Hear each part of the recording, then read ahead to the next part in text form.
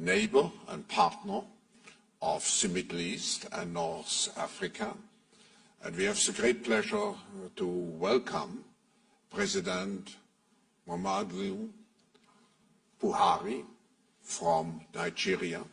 And I would like to use this opportunity to congratulate you, Mr. President, for your re-election just some weeks ago. Welcome here to address the audience.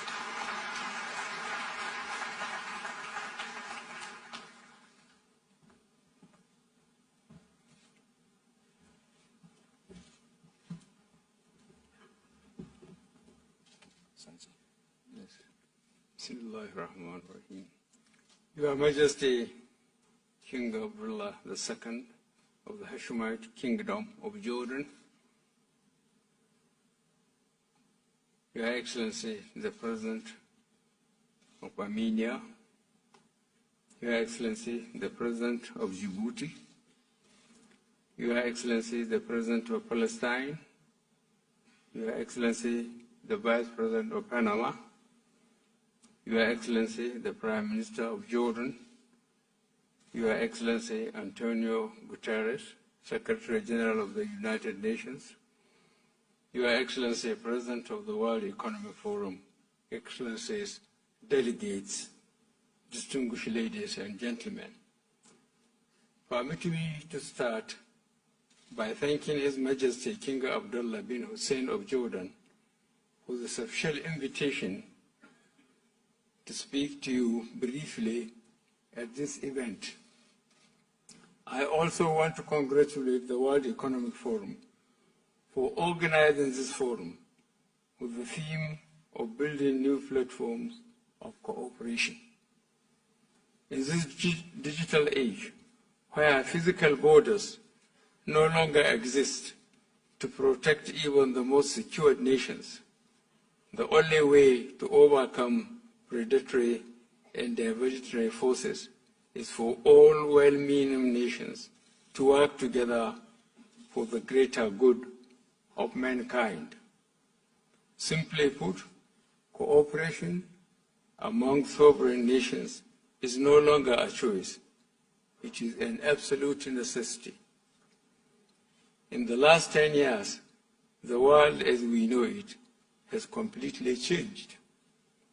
We have seen and experienced significant shifts on many fronts in technology, population and migration, trade and geopolitics, climate change, and many more. For some nations, these trends have had positive impacts.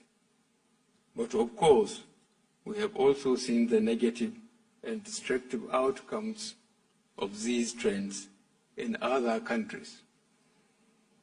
It is my view that no region of the world has felt the full impact of these dramatic shifts and shocks like the Middle East and Africa, North and Sub-Sahara.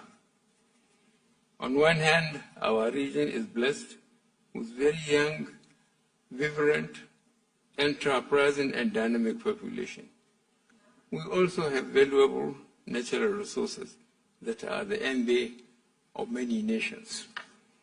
These assets and endowments contributed to our region experiencing some of the highest economic growth rates in the world. On the other hand, however, we have also been hosts to some of the deadliest conflicts in recent history. The deaths, damage and destruction caused by terrorist groups such as Al-Qaeda, ISIS, and Boko Haram over the last 10 years will take decades to repair. By the special grace of God, today most of these terrorist organizations have been significantly degraded. The world came together to achieve this. Now we are faced with the task of rebuilding. It is at this point that we must ask ourselves how we, as a region, got to this point. The answer at least in the case of Nigeria, is the lack of social and economic inclusion. As Nigeria celebrated being the largest economy in Africa and one of the fastest growing economies in the world, Nigerians were migrating in droves through harsh desert conditions and across treacherous seas to seek what they believe would be a better life in Europe.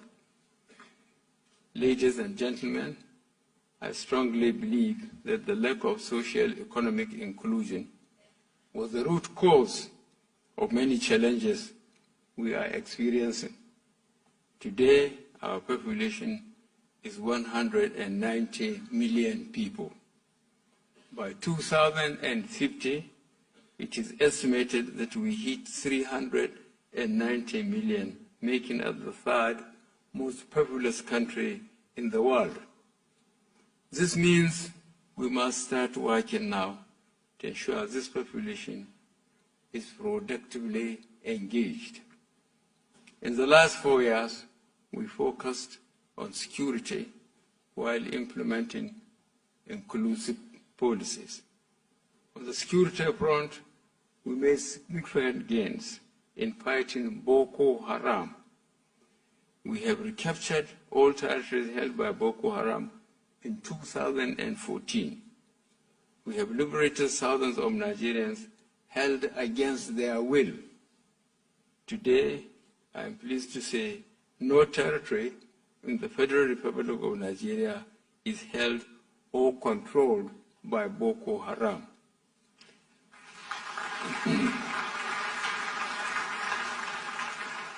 We are extremely grateful to the many countries that have stood with Nigeria to confront this global scourge, and in particular the Kingdom of Jordan, under the leadership of His Majesty the King. Furthermore, our economic diversification and social inclusion policies are also yielding positive results. Our country has now returned to the path of growth. We are making gains in the ease of doing business indices. A key driver for growth is the agricultural sector, where we aggressively push agricultural policies that empowered millions of rural citizens. In the spirit of building new platforms for cooperation, we partnered with the Kingdom of Morocco to domesticate fertilizer production in Nigeria and revive over 2 million tons of abundant fertilizer blending capacity. The outcome is we created tens of thousands of jobs in agriculture, logistics, manufacturing, and retail sectors. We are able to achieve moderate growth, but it was inclusive. Nigeria is now at a new dawn and embarking on a new developmental project.